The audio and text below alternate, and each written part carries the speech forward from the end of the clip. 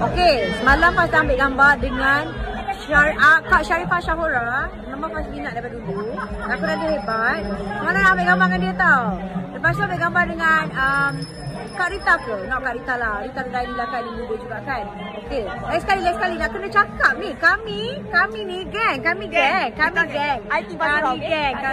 Faz tak ada. Bukan kita bisa. Macam mana kita nak senyum? Macam mana nak senyum? Tidak. Tak, kita Dia fake. Faz, Tak, tolonglah Faz kita- cakap peminat you. Kenapa peminat you melibatkan I?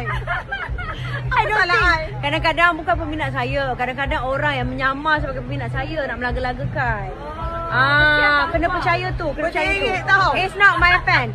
Fan-fan saya semua penuh kasih sayang. Kadang-kadang ada orang yang menyamar jadi fan di Gunung Fazura. Dia mengecam artis-artis. Sayang kakak saya ni. Santau. Sayang tau dia. Takkanlah pula kita ni artis nak senyum 24 jam. Bukan semalam, I biasa letih. Jaga dah lah. Kita dah ambil gambar berdua dulu semalam. Orang ni. Jangan percaya. It's not Macam tak nak kerja hari ni, duduk je belakang. Tak nak kerja. Bukan peminat Faz. Itu adalah orang yang menyamar jadi peminat saya. Jangan percaya. Okay? I love you. Sayang tau, ni legend. Ya, daripada bicara cinta je. Ya Allah, betul. Okay. Ya, besok. Pagi tadi marah. Kasih saya tu dah. Tak ada mood. Tak, ni semua bukan fan Fazura. Ni yang menyamar nak melaga-laga.